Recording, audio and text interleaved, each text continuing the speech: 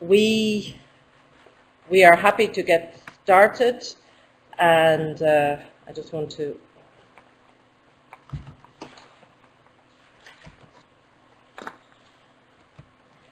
Cornelia, sorry, I'm having a problem clicking to the next slide. Okay, apologies. Okay, we would, just to get started, we want to have a quick introduction. This webinar is being organized by FAO in collaboration with our colleagues from WHO, FAO, and IECA. And myself, Mary Kenny, and Renata Clark, both at FAO, will facilitate and guide us through the webinar. So we thank you all for your participation. Just before we do the quick opening welcome from the different organizations, the webinar structure, we will start with the welcome, and then we will have 3 different short topics, and we will introduce each topic with some short slides, and then at the end of each topic we will have a question and answer session. So we really encourage you, as I'm going through the slides, to be ready with your questions and typing them in the chat box as Cornelia has advised us. In the first topic, we will be looking at the content and methodology, which is the heart of the FAO-WHO diagnostic tool, the self-assessment tool to assess your Codex strengths and weaknesses at country level. In topic 2, we will spend some time talking about using the tool at country level, and we're happy to have questions and answers on that topic. And third topic, when you've completed the methodology and the assessment at country level, how do you analyze the results in order to really understand which weaknesses you want to address in order to continue to strengthen your Codex capacities at country level and use of Codex standards. Please be advised also that this webinar is being recorded, and we will make the audio available for people who haven't been able to participate.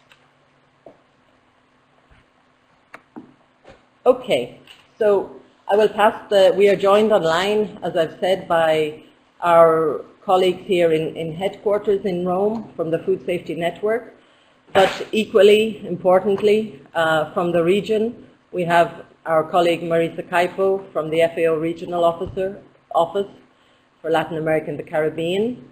We have FAO colleagues, Dr. Simon and Dr. Harry Nanan, also from IECA. Renata, would you please just say a few welcome comments with Marisa, and then we will pass to the others. Thank you. Thank you, Mary. I'm really happy to be joined with all of you virtually. You know, we are all here because we believe in the importance of Codex, and we are committed to improving the participation and influence of developing countries in that work.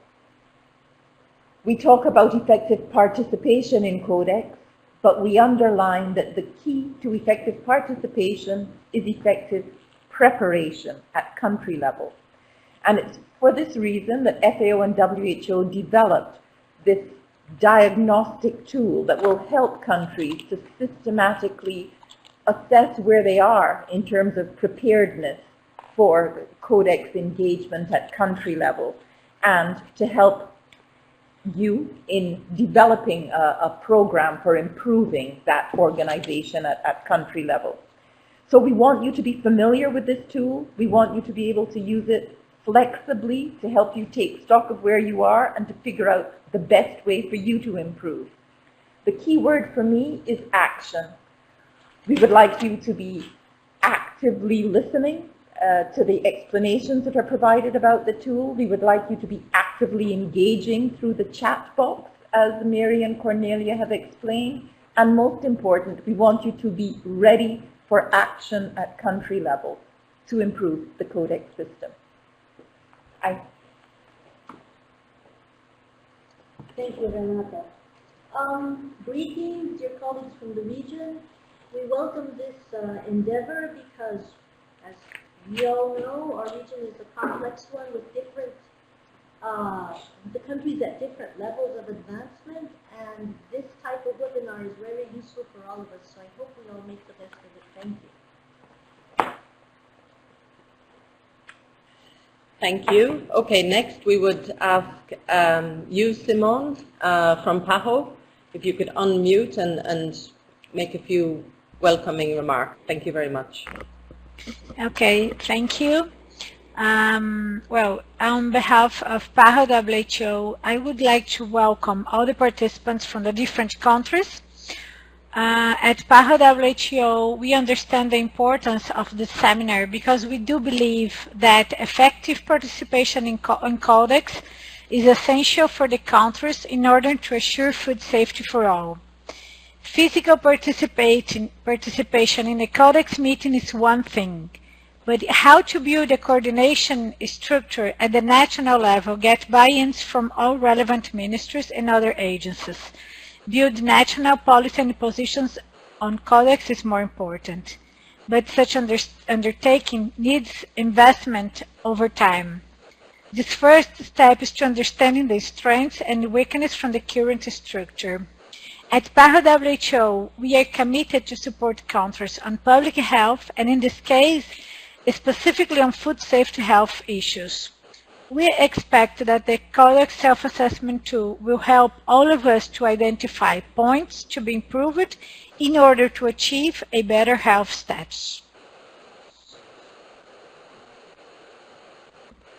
Thank you, Simone. Okay, if you can kindly unmute, and then we will ask, or mute, sorry, and then ask Dr. Lisa Harinanan. Lisa, you're very welcome from ICA. We know you're at the Trinidad and Tobago office. Please, you have the floor.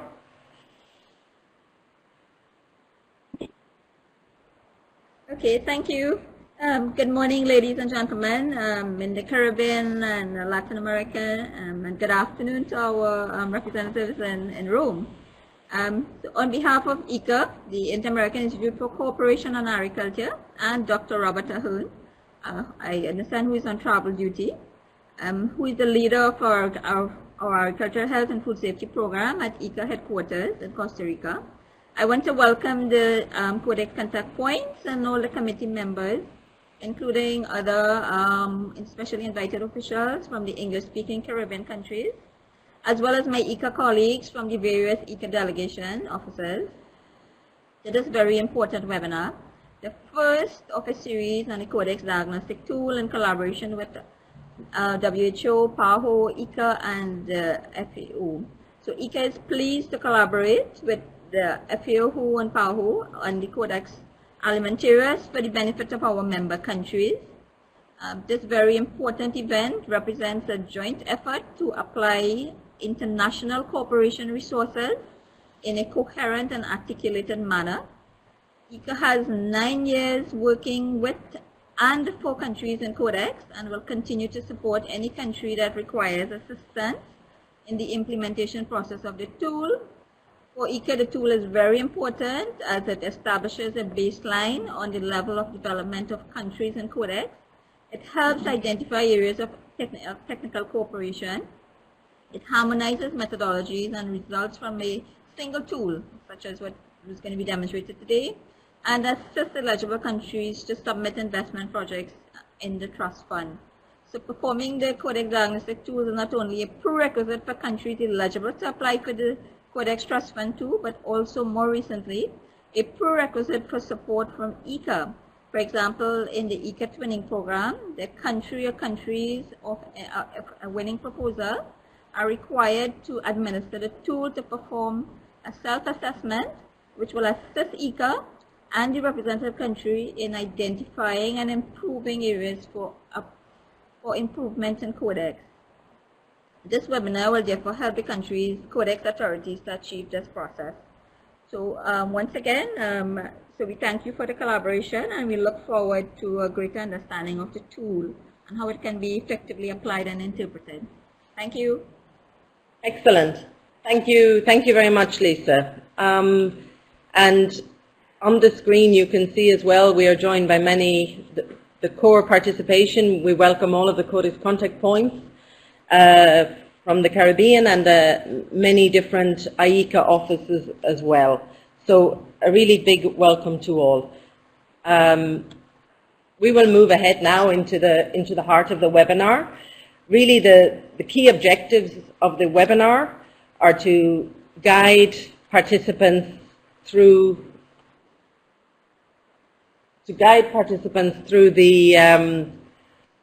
the methodology of the FAO WHO Codex Diagnostic Tool, and to reconfirm how it's intended to be used at country level, and suggested best practices in this regard. By the end of the webinar, we hope this will be a really practical exchange, and by the end of the webinar, we hope you'll be energized and have a deeper knowledge to use the tool. And as in our opening remarks, it has been said that really this is a good practice to use this diagnostic tool in terms of planning the way forward in your country, irrespective of who you are, which organization, or whether you're looking for outside support to help you on that journey. It's even a very good practice to use it in your own way. The first information session then is on we're really going to go into the heart of the tool and look at the different, the content of the tool and the methodology. Okay, why did FAO and WHO develop the tool? We developed the tool because many countries, in fact, asked us, as we talked with countries about building capacity in Codex and having a strong national program, many countries said to us, well, what constitutes a strong program? How do I know when I'm on track? How do I know when I'm strong? And in that regard, they asked us to develop a self-assessment tool so that they could really benchmark their program and understand strengths and weaknesses. As we've said already, the application of the tool is a prerequisite to applications to the FAO WHO Codex Trust Fund, but we very much encourage countries, irrespective of whether you're applying to the Codex Trust Fund, to use the diagnostic tool. So we developed the tool in response to a request and a demand from member countries. So on reflecting what constitutes a robust national Codex program, we thought in different layers. The first central part that many of you are very familiar with is really to actively participate in Codex. You need to have a strong Codex contact point, a well-functioning national office, and very much you need to have good processes at country level for consultation. As you prepare to go to meetings or as you send comments and want to develop your national position on particular Codex work, you need to consult at country level. So these are some of the core immediate capacities and functions that you need in a robust national Codex program. The next level, or supplementing that, and in order to really manage your Codex work centrally, there's a need for a range of knowledge and capacities and skills from different people in your country. Those working directly in ministries, contributing to Codex work, those working in the Codex office itself, in the Codex contact point, within your industry or your value chains, different industry people that are producing food, they need to have certain knowledge and understanding of Codex in order to provide information to you. And you also need a strong scientific and technical resource available to be able to ensure you send in and are prepared adequately to commit and to engage in Codex work. So knowledge and capacities and also high-level political buy-in to Codex is also a central part of a strong national program. And then the last part that we reflected on was really having a policy framework or a common vision in your country on what you want to get out of Codex. And we will talk a little bit more about that in a few moments. And also using the results of Codex. in terms of sometimes you may not need to be actively engaging in a Codex meeting, but it may be more important in your country to actually use some of the Codex texts to improve national food standards and controls in your food production in your country or in your trading patterns and requirements to food imported or exported. And clearly, the Codex work in your country really needs to be embedded and part of your national food control system. It shouldn't really be seen as a very separate part, it's an integral part. The assessment tool, then, in order to assess how well your country is or how, where your weaknesses are in terms of your Codex program, covers, those of you who have looked at the tool, and I hope you are many, you will see that there are some initial steps in terms of getting started on the assessment. Then there is the heart of actually undertaking the assessment and by involving the right people in your country. And finally, the last part of the journey of using this self-assessment tool is really analyzing the results and making the best use of the results, and obviously deciding on actions, as Renata said at the beginning. So these are the phases of the tool. Initial steps, doing your assessment, and making the best use of the results. The tool, okay, this is a quick overview slide. I don't expect you to read all of this because I will go into it in slightly more detail. But this is an overview of all the different elements and sub-elements that you will be analyzing and self-assessing as you go through the tool. So down on the left-hand side you have element 1, which is the mechanisms, the Codex contact point, how you're managing your Codex work. Then you have knowledge and understanding of Codex work, element 2 on the left. And finally, the policy framework and how you're using Codex outputs in your country. So this is an overview. These are all the different elements and sub-elements in the assessment self-diagnostic tool. This is the first one, slightly more detail. So here you would be, the sub-elements, the first one is the Codex contact point structure and processes. Here you would be looking at how well your actual Codex contact point itself is working, whether you have adequate resources, whether the Codex contact point is communicating well with the Codex Secretariat, for example, based in Rome, and how they are also disseminating information in the country.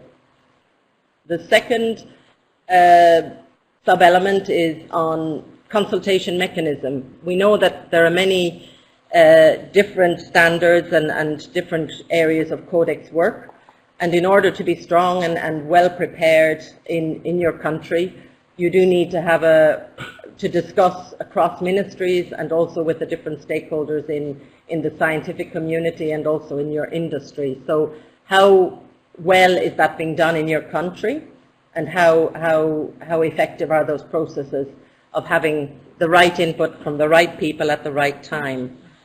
And the last sub-element in this core area is management of Codex work, and this relates to how well and how effective your processes are to prepare written comments, to select the right delegates for meetings, to prepare for Codex meetings, and to debrief after the meeting. So this is, as I say, there are tables, and when you look in the tool you will see in greater detail how to assess that scope of different types of capacities and processes that are needed. In the second element, we talked a little bit earlier about knowledge and understanding of Codex work. And here there can be a range of knowledge and information and skills that different people in your country are required to have. One area that's often spoken about is whether there's political buy-in in your country and political support for work in Codex. So that might be an area you want to reflect on, whether that is there in your country or whether you need to improve that. Those participating directly in Codex and going to Codex meetings clearly will need to have a good understanding of how Codex works and how the standard setting process is how the standards are developed. And then scientific and technical capacity is also very, very key in different areas in terms of understanding food processing technologies, how different food safety hazards and problems and the science behind those, but also understanding how the risk assessment work of FAO and WHO is used as a basis for Codex International Standards. So there's a whole area of capacities and skills that different people in your ministries or in your scientific institutions would need to have. And thirdly, the last sub-element area is related to the policy framework and the use of Codex work at national level. We are not trying to suggest that you need an independent policy on Codex work, but it's very important to be clear on what are your priorities in the Codex area and how, and making sure that there is a common understanding of those from different ministries. And finally, use of Codex text in the national level. Have you got the right skill set to be able to analyze and access Codex texts and decide when they are appropriate or any adaptation they may need in order to translate them into a national standard in your country? The methodology then behind it, you will see when you look in the tool, we explain clearly with text each element and each sub-element that I've gone through there. You also have a layer then of good practices, and these are to show skills or good practices that should be in place in a country to know that you're strong and competent in that area. And finally, the approach we're proposing is that you score yourself on level 1 to level 4. Level 1 being the lowest level of capacity and level 4 the highest level of capacity. And in the diagnostic tool, there are also more detailed question prompts that help you really analyze, should I be at level 1, level 2, level 3, or level 4. And that same methodology is consistent throughout all the different elements and sub-elements that you're self-assessing. We see there it's a self-scoring from level 1 up to level 4. As I've said, level 1 is the lowest level. You're really at an early stage of capacity, and you need to, the very early stage, you need to develop. Level 2, emerging, slightly stronger, but you need to have more guidance and support. Level 3, stronger again, and then level 4 is you're really consider that in this area we are very strong, and we could even support other countries in our region or in different regions.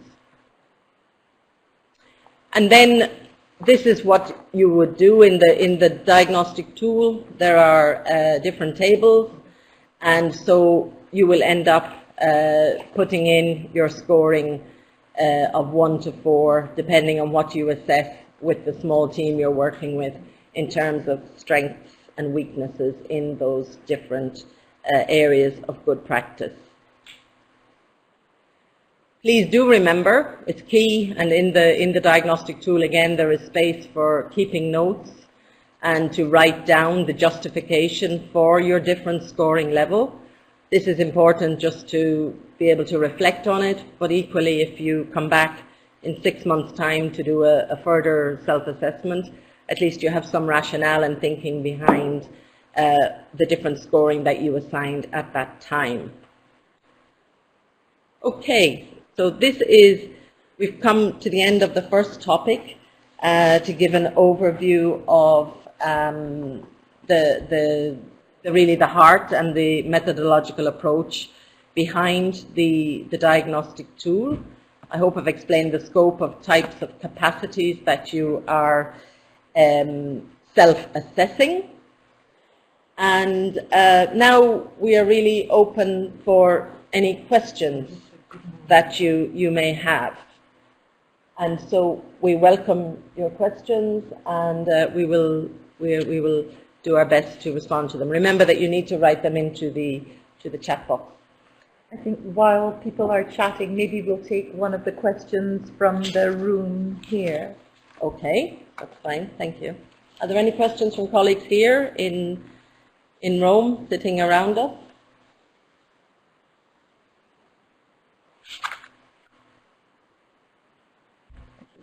Shall I go ahead with reading the first question from the room? Yeah. Okay. Sorry. The question, Mary, one question is it possible to use a section of the tool? Am I obliged to apply fully all of the components and elements that you've outlined, or is it possible to have something more targeted? Okay, thank you, Renata. Yeah, clearly you can use all of the tool, or you can use a part of the tool. I think this is one of the decisions that the team would need to make at country level as you decide to undertake the assessment. Clearly, if you're more interested in understanding how strong are we in terms of knowledge on Codex and scientific capacities in our country to support our work in Codex, then you may decide to really just assess element 2, which was dealing with knowledge and capacities in the country and the scientific basis. So I would say that you can decide to focus in on a subset of elements or capacities that you want to understand, or you may decide to undertake it all. So I think the tool is really to be used quite flexibly, depending on the needs that you have at country level. Do we have other questions? Okay. Here's a question from Lisa in the IECA office. Yeah. And she's asking, are there any means to measure the levels? Have we established criteria? We have, as I've mentioned, we do have some questions to prompt you to understand better which level you should be at, but we don't have specific criteria in a sense. But I think what Lisa is asking, yeah. and she's asking if, for a particular competence, yes. Your questions actually guide people on the criteria. Those prompts that you have actually prompt you on the various which dimensions. level you'd be in. Exactly. Yes. Yeah. So there are a number of questions for each element that will guide people in what we consider to be a well-functioning system. Yeah. Could you give us an example, perhaps, choosing one of the... some of the questions? Yes. Let's choose maybe one of the basic assessment notes. Could you give us some idea of what the... Yeah. Okay. I think I was going to show that in the next section, but we can look at it now. One of the areas that you might be assessing is the first is how strong or how effective is your Codex contact point, the actual structure and how that office is being run. And so some of the more detailed questions that you might ask yourself to see am I level 1, 2, 3 or 4 are from the very basic in terms of, do I have a designated Codex contact point office? Do I have a dedicated email address? Is that email box or my inbox really being managed and responded to? Is somebody designated to carry out that work? Other questions you may ask yourself to understand how well your CCP is working could include, as I mentioned, how well the CCP is communicating with the Codex Secretariat, how well they're communicating in country and providing information to different stakeholders. So there's a list of about 10 or 12 questions that guide them through their judgment. Exactly. Okay. Yes, that underpin, and they are what we call the assessment notes. And there's a set of those questions for every element or sub-element. Yeah. Perfect. So that does give a scaling. And we have a comment from Catherine Mulholland from the CTF Secretariat, and she says that the good practices act as a guide as well. Yes, in fact, that's a good comment. The good practices are what we believe, and we spent a lot of time developing those different good practices, and they are really different skills or different processes that you need to have in place in order to be strong and robust in that specific area. So it's again trying to understand what makes an effective Codex contact point, or how do I know if my scientific knowledge and capacities related to Codex are strong or weak in my country. So Lisa, does that answer your question? If you can just chat back to us if you're satisfied. In the meanwhile, we have a question or a comment from Marisa. Thank you. No, maybe it's too early to ask this, but since it is, to go through this diagnostic tool is a prerequisite for applying to get through, then that means that if the countries are thinking of applying, should they complete the full? Because you said before that you could use it partially. yes. So my question would be, can you clarify? Yeah. Thank you, Marissa. Good question. Again, we would say that you can, be intelligent and use the tool to match your needs. And if what we want to see, particularly in terms of the Codex Trust Fund, is we want to see a good basic diagnosis and understanding of the needs in your country, and then, based on that understanding of needs, a request for support that matches that need. So, if I can give an example, and I think it also depends, in a way, at the level of development your country is in terms of the strengths and maturity of the Codex program. So, for example, if a country is at let's say a lower level, or wants to have a scope of support to deal with the Codex contact point, to deal with consultation, to deal with understanding Codex work better, so a number of different types of weaknesses, then it may be suitable to do the whole tool. Whereas if you really want to focus in on one area that you want to develop, I'm thinking particularly in the scientific and technical areas, some countries that have a stronger capacity may already know we've really got the basics in place, but we do know we're weaker in that scientific and technical area. We're not preparing well enough. So maybe then you would really focus in on using that part of the tool. Okay? Thank you. Thank you, Mary. Are there any other questions from my colleagues here or from the field? From our... No, there are no more questions. So maybe we will... Shall we move on? We can pick up any lagging questions when we come to the next question and answer session. Good. Okay. Thank you all so far. And we'll try to... Now we will go to the second topic that we set up, and this is really thinking about how you will use the tool at country level. So here we had, I've put down a number of points on this slide, but I just wanted to stress in terms of using the tool at country level, as I've said already, it'll all depend on your context and your country, on how you want to get organized, and also what previous support you've had to strengthen Codex. When you're looking at using this tool, we call it a self-assessment tool, and I think that makes it clear then that ownership at country level is really key. Even if you have external support to help you go through the diagnostic tool and to undertake the self-assessment, we really would like to see the process driven by the relevant country with the Codex contact point, most probably playing a strong role.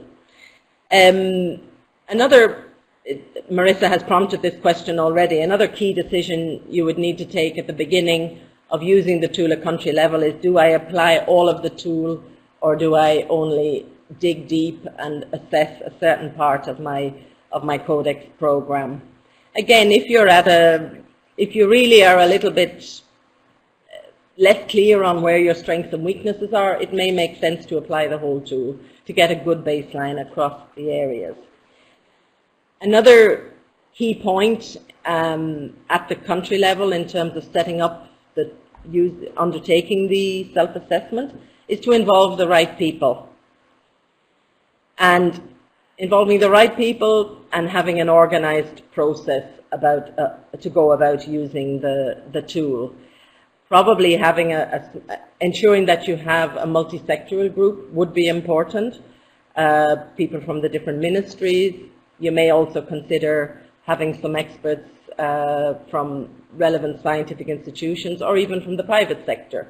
Maybe you have a core group that undertakes all of the work and then you engage with other key people for certain parts of the assessment. So again, involving the right people at the right time to help you undertake the assessment is also a very important part of undertaking the tool at country level. Again, managing your time and managing a process. Again, this will be very country specific. We would probably recommend that you need a couple of meetings.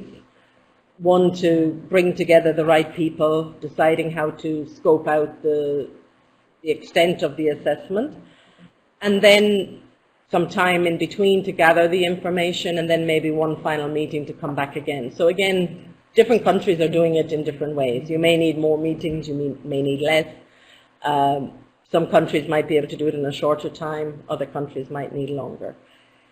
And one last point I'd make in terms of using the tool at country level before we open to your questions is that, again, you can repeat using the tool or even repeat a section of the tool because this will help you understand how you've progressed or any changes in terms of the assessment as you go forward. They were the few comments that we were going to make from here in terms of tips or things to think about when you're using the tool at country level. And now we are again open to questions or comments or suggestions from anybody here in Rome or also at in the country offices. We really want to hear from you. Please send us questions.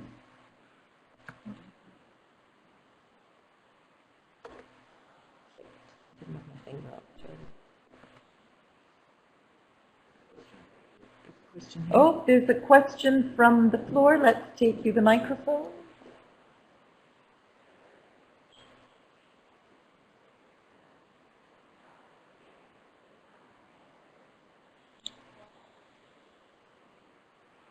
Do you speak a bit louder? Because that is for the field, but we also have to hear you. Yeah, so my name is and I have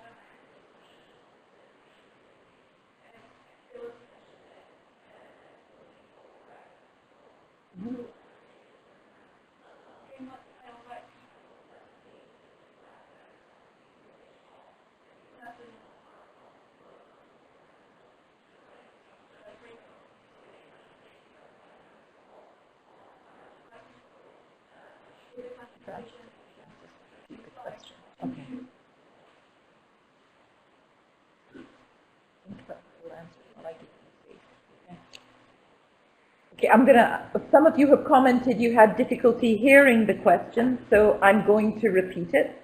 The question was simply around what do you mean by having the right people to be participating in the assessment? And I'm going to pass the microphone to Mary.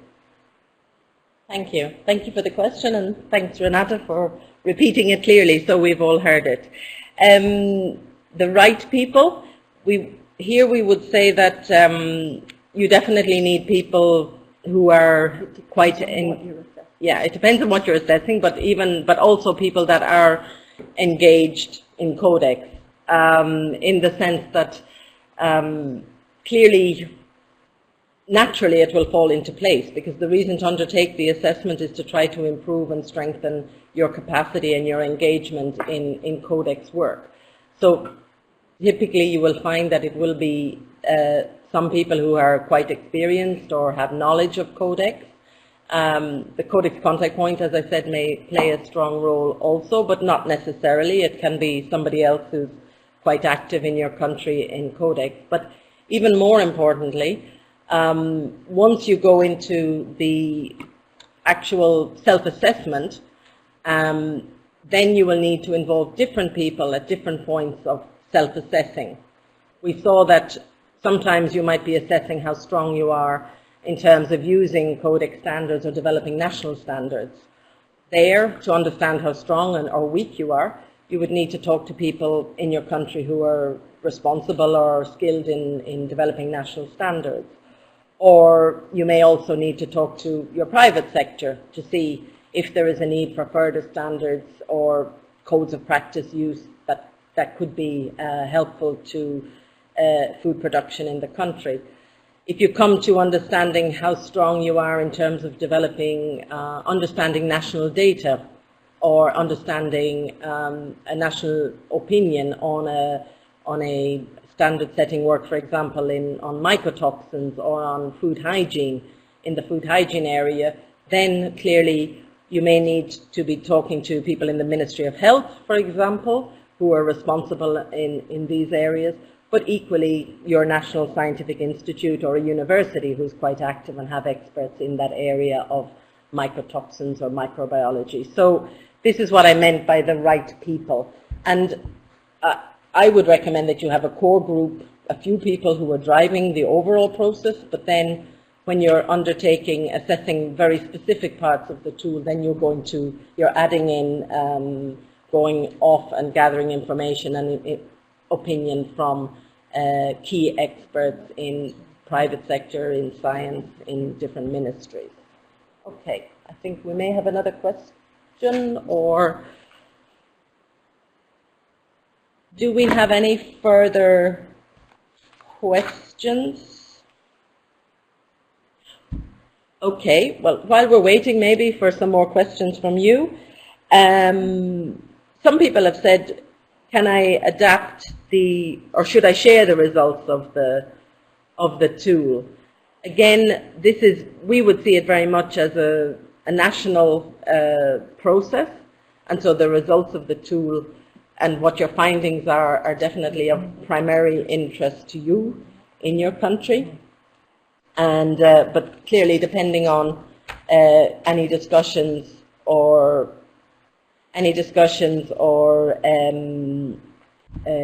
you may be having with a partner or with another country, you may want to share the results.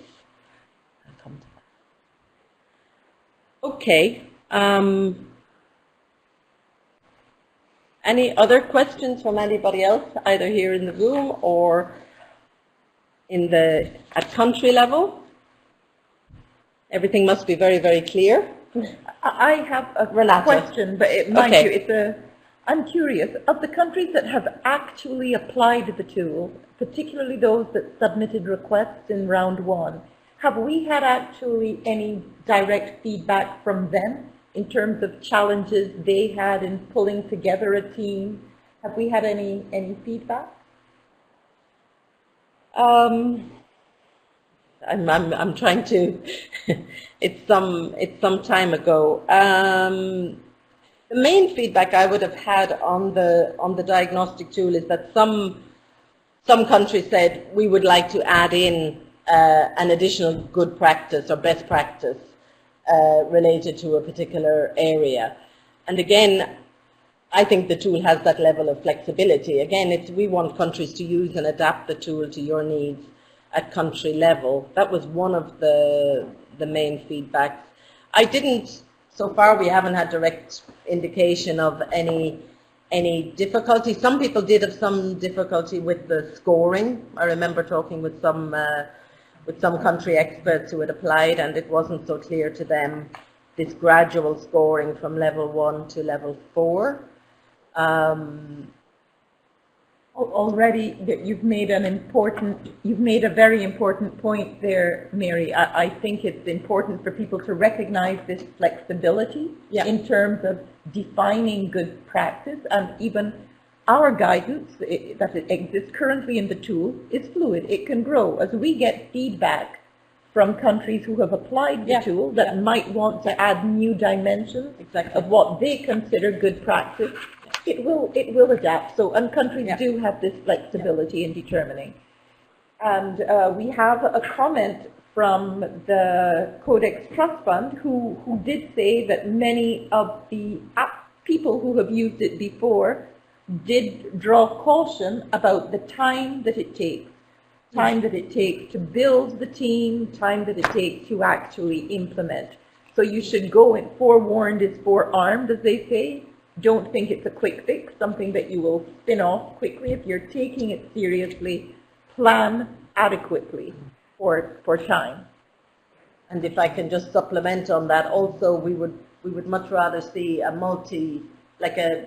number of people working together to apply the tool, because it really, you won't really get the richness of input if one or two people or one person on their own decides and does the complete self-assessment. So this concept of having different experts from different ministries and maybe from some of your key stakeholder groups involved is really essential.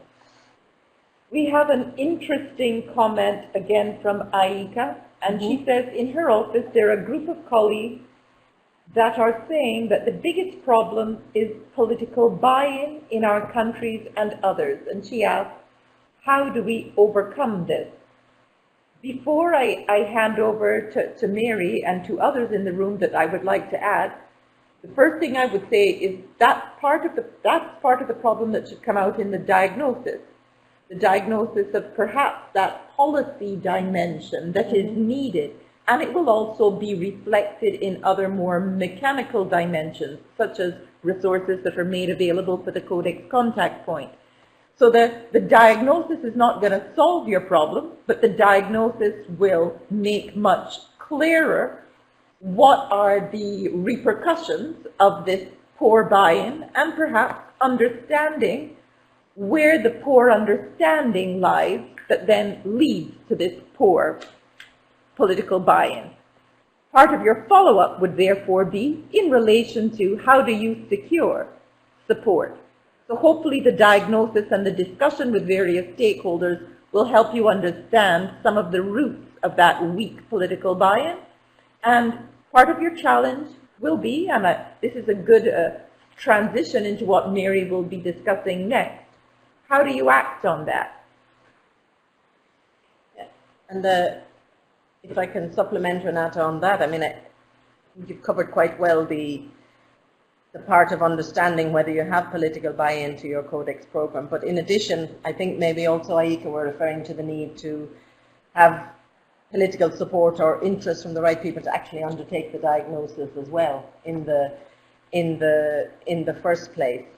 And I guess we can only stress that with these different types of assessment tools or interest at country level, but also from your higher level managers at country level, you can demonstrate that this tool and this approach is very key to, in order to make sure that you're progressing in the right direction to strengthen your Codex program.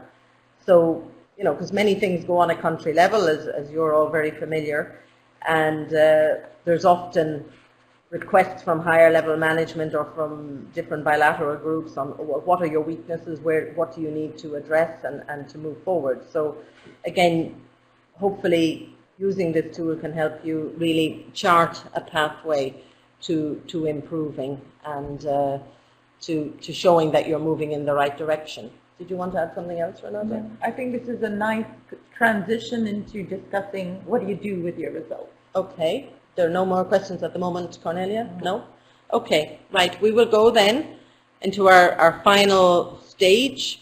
And again, I'll walk you through a few sections of the what you will see in the diagnostic tool. And again, we're very interested in your views on this final part of analyzing results, and also encourage you when you're doing it at country level to be inventive in how you analyze your own results. Okay, so we're on the final topic and section, which touching this to make it big. Is naturally through is the final stage of the self-assessment. And obviously it makes sense once you've done your self-assessment and understood strengths and weaknesses, you really need to say, okay, so what? what do I do next, or how do I decide on which points to take action? So, you will remember, and again, those of you, when you're going through the diagnostic tool, you will see that there are a number of tables, self-assessment tables, that you will have completed. This is an example of one, and we've put in the different tick boxes here. So you will have self-analyzed and seen that, okay, we're at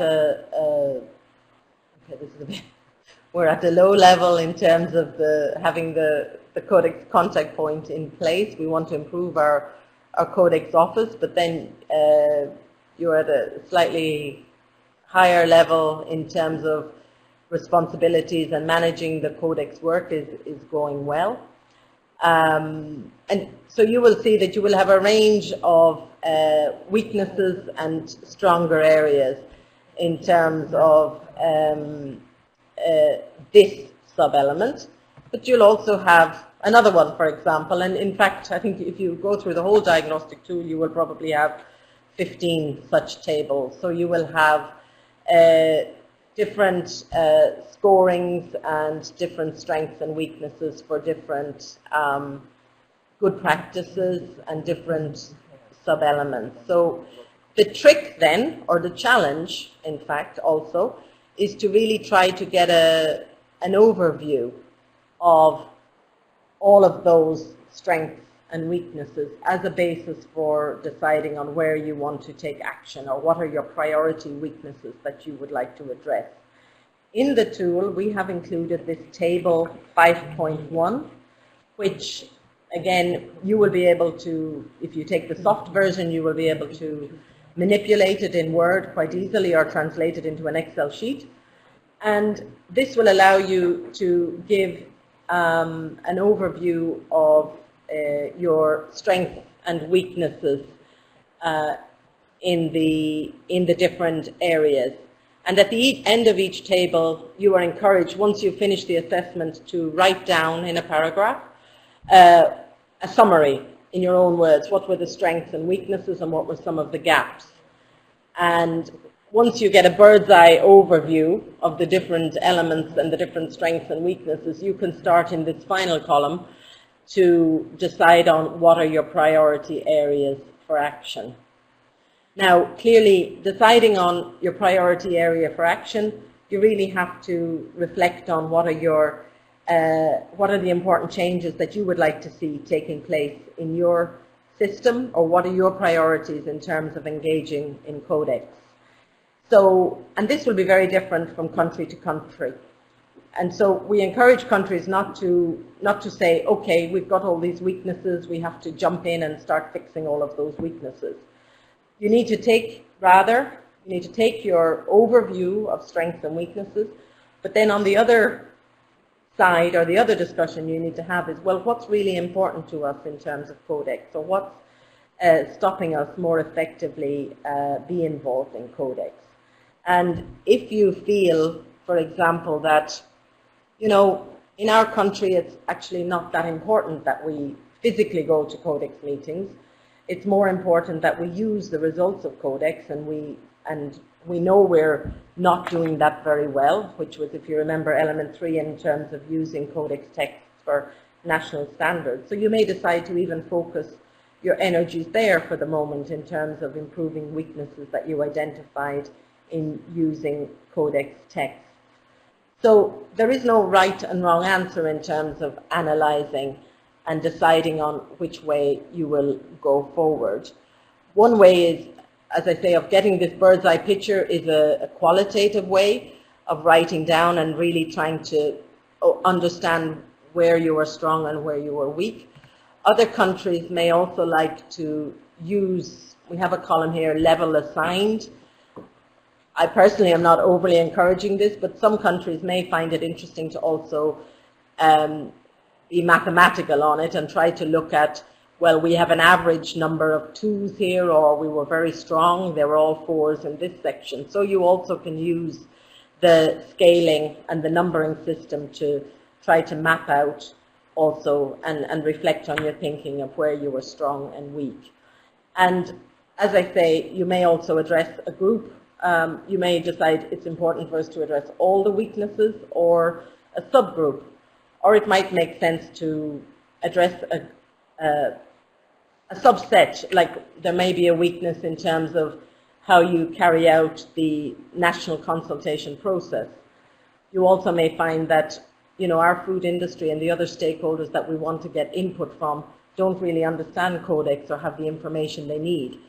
Therefore, on one hand, we want to improve how we contact them and consult them, but we also want to ensure that when we do contact them, that they have the knowledge and understand what type of information we want from them. So you end up doing a mix and match in a way of weaknesses, that by addressing all of them together, you in fact are charting a way forward to address some important weak points in your system. One last slide, I think, on this, and I'm happy if anybody else wants to also add or ask any questions or comments on this. And then really, once you decide on where weak points that you want to take action on, you really need to think of the end result. What do I want to reach, which is the end point here? And then what actions do I need to reach that? And always thinking of what are indicators of success. How do I know that I've fixed the problem or reached my end result as a result of the actions that I have put into place? Here is an example. A country may decide that they have a weakness or their inadequate preparation of national positions on Codex matters. They may feel they want to strengthen that. The end result they want to reach is that they want to have consistent, transparent and inclusive processes for preparing positions and sending information on and feedback on Codex texts. They want to demonstrate they have more active engagement in Codex. And then there may be a series of actions or activities that you carry out here in order to reach and fix that weakness.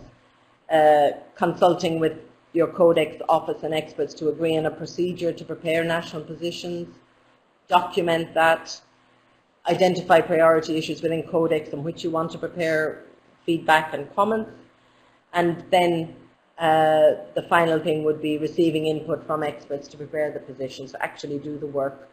And so this is really focusing in on one weakness, but obviously as a result of the diagnostic process, if you identify, if in your country you identify, look, we're really going to focus on these 5 different weaknesses over the next 6 months or year, then you would need to plan out what is the end result we want to reach, either as a collective or for each weakness, and then start to plan out what are the actions or activities that you would set about in order to get there. So, final slide is on moving ahead. Really, we want to be, clearly if you undertake the work, and we've had some discussion that this will take some time and input, obviously, from different experts in your country. So it's really key to ensure that the results of the self-assessment are effectively used by your ministry to ensure best use of national funds, or when you're talking with other partners and interested donors. And as we know, the Codex, the FAO WHO Codex Trust Fund is one possible option for supporting you in addressing the needs that you've identified. Okay, it's over to all of you. In case there are any additional comments or questions or words of wisdom from anybody, either here in the room or at country level.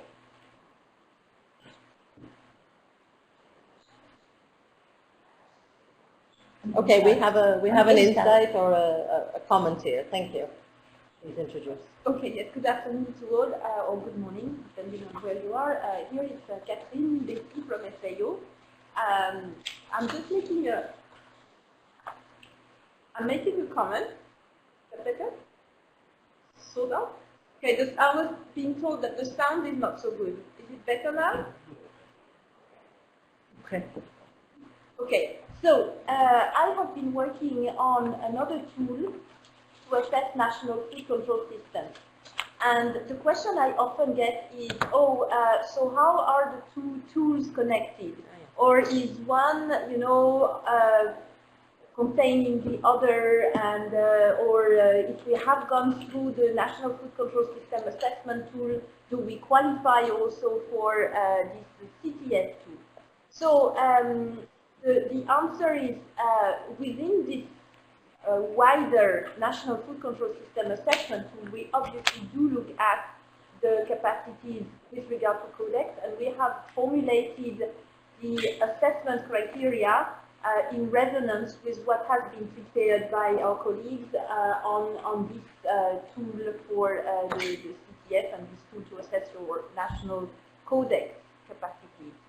The approach for the two assessments is not exactly the same. The purpose of the tools was a little bit different, but nevertheless, the questions are built in coherence, and you would very quickly recognize the topics and the themes. So that's what I wanted to say. It's compatible, but it's not exactly the same. And obviously, the National Food Control System Assessment Tool is much more wide-embracing. It's a much heavier process. Goes much more in depth in terms of data collection and so on. But there are similarities in terms of gathering different participants and getting as much insight as possible. And the questions and the topics are obviously completely compatible. Great. Thank you. Thank you for that, Catherine. Renata, you had a comment, I think. Yes, actually, your last slide inspired me, Mary. Oh, well done. Okay.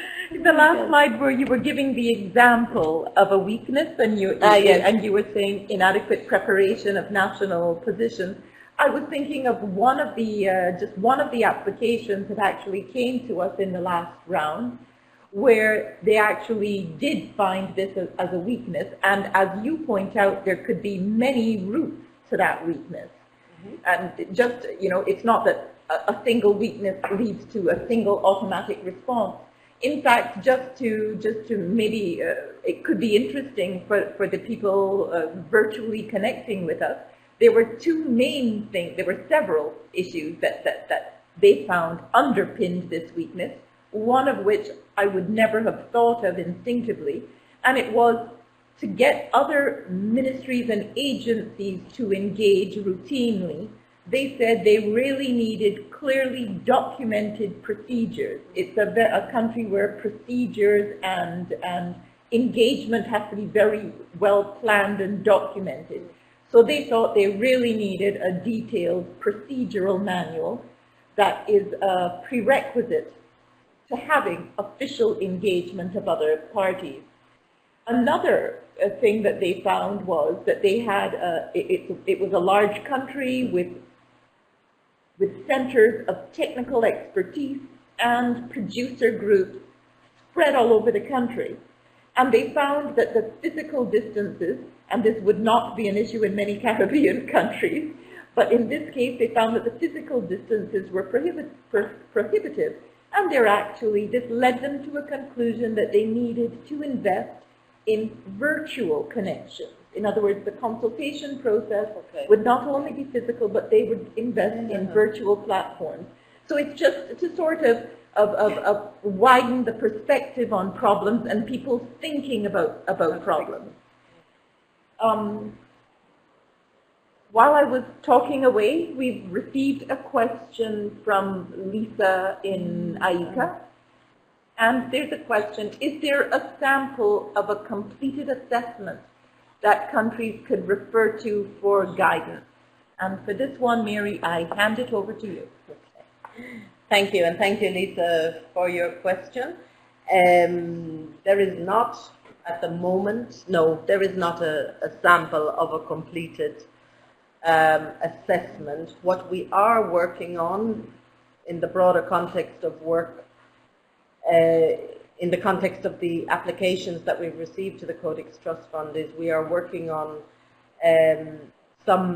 developing some stories of types of weaknesses and therefore areas of activities and outputs, areas that we're working on through projects to try to address those weaknesses. So But these will be short briefs of 2 or 3 pages each. They are not. We're not planning to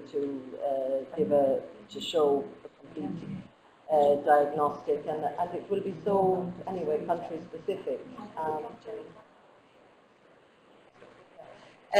So that at the moment, but we will put some energy into better looking at using some of the successes and some of the work from the projects that are currently being supported by the Codex Trust Fund in order for countries to get greater insights into that different mix of ways of fixing problems in certain countries that Renata was also referring to. Catherine, my colleague, would like to add on a comment on this interesting topic. Thank you. Yes, on that question, I just wanted to share the experience that we had recently with the other National Food Control System Assessment Tool, where we actually also prepared tables that were aiming at facilitating countries to gather relevant data. And just to show an example, we filled parts of the tables with examples that were directly extracted from our guidance, explaining to the countries that it was purely an example just to show them the type of information that they should enter in the table. Okay. That actually led one country just to highlight in green, orange or yellows the part that they considered were fitting or reflecting their situation. Just completely, doing a shortcut in their national reflection process. And we don't want that. No. Exactly, and that's the opposite of what we want. So this leads me for the next rounds of assessments to completely delete those examples in the table, because I think it has shut down the reflection of countries on their national situations instead of helping them. Yeah, I fully can support that, Catherine. And I think what we could end up doing, as Renata alluded to earlier on in the discussion this afternoon, was that, our diagnostic tool is not cast in stone. We welcome feedback and maybe new areas of competencies that we need to include in it, or new notes that will help countries really analyze and self-assess. So I think that would be a more interesting and worthwhile area to invest our energies, and we welcome any feedback on that. Renata, you would like to add? I hope I'm not going to make myself the most unpopular person in the room, but here, following up on what Catherine said, yes, the big challenge is getting people together and starting the process. Thinking laterally. I mean, there's a lot of wisdom. You have a lot of wisdom. Don't lose confidence in yourself. I think you can do good work without a guide. Now, where I'm afraid of making myself unpopular is that I make the offer. If some of you start and you really are completely stumped by something, you don't know what to do with information, or you really don't know what something means, please contact us. Okay, so I volunteer that you contact our unit, and I'm sure that I can make the same offer on behalf of WHO and IETA. And we are in this together for the Caribbean. So, if one of us thinks we can't answer it well, we will consult among us and give you a good answer and good guidance. We are here to support you. We all want the same thing. Great. Thank you, Renata, and thank you, Catherine, for those insights. Do we have any more comments or questions from the countries or from our colleagues listening in? Okay. Yeah. Well, okay. Well, then we really hope, and we perhaps after this webinar, as you go back through the materials and look at the actual document and the diagnostic tool, you may well have some further reflections or some questions, as Renata indicated, and you may well have suggestions on how to improve our tool, which we're very, very happy to hear. Or you may also have some queries or questions on I'm a bit blocked on this area, or can you help me with this part of the diagnosis, the self-diagnosis. And we're really, as Renata said, we're very much available to all of you to address any questions you may have, or to also hear your good suggestions on how we can improve the documentation that we have. Okay, we've just had a nice comment from our colleagues in Antigua and Barbuda, and saying that the recording of this session will be of great help. Well, I hope so. We hope it will come out clear, and we, in fact, yes, it's a good idea to maybe reflect and go back through it again, and maybe that will energize some questions. We will hand now, just for one final goodbye. I was going to hand first to our colleagues in FAO. Simone, in case you have a final reflection or comments you would like to make at the end of as we draw to the end of the webinar. Okay, thank you. Just would like to thank you, Mary, for leading this webinar. And I would like to thank all the participants that are committed to strengthening the participation in Codex. And on behalf of FAO WHO, I would like to wish you all the best and good work with the Codex Diagnostic Tool, and to let you know that we are all here to help you on this mission. Excellent. Thank you, Simone. That's a very good voice of support. Lisa from IECA, would you also like to make a final comment at this point? Yes, thank you, Mary and Renata, for leading this extremely important tool. And we are here as well as eager to support the countries. We know not all the countries have logged on, and some persons are traveling, so that the recording will indeed help. When we get the recording, we can send them to all the other countries, and they can look at it and then send feedback, ask any other questions.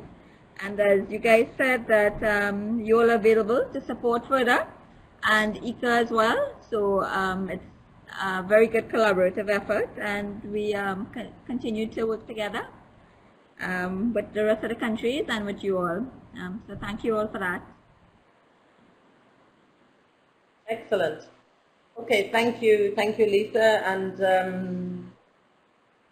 you want to say something, Renata, just to close for FAO, and just to say that we will be in touch as well with the links and things. Just to echo what our colleagues from WHO and IECA said, to restate that we're here for you. We all want the same things. We want more influence from developing countries, and in this case from Latin America and the Caribbean, on Codex processes. So we will be following up with you. We will make the recording available, and we look forward to hearing from you. Yeah. Just simply giving your feedback on the session, as well as telling us what your plans are in relation to using the tool. And then when you start using the tool, getting any clarifications, any tips, any suggestions that you think you need from us. So before we say goodbye, I'd like just to pass the microphone to Marisa, who will be very close to many of you as you walk this path.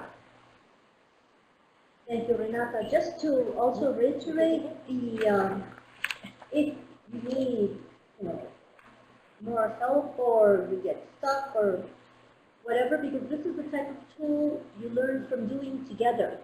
If you read it and you don't have action on it, you'll never get to the place that you need to get with this tool. So start it out, gather your people around you, put together the information, get stuck, because we all do, and then we're all there to help you out with this. Thank you.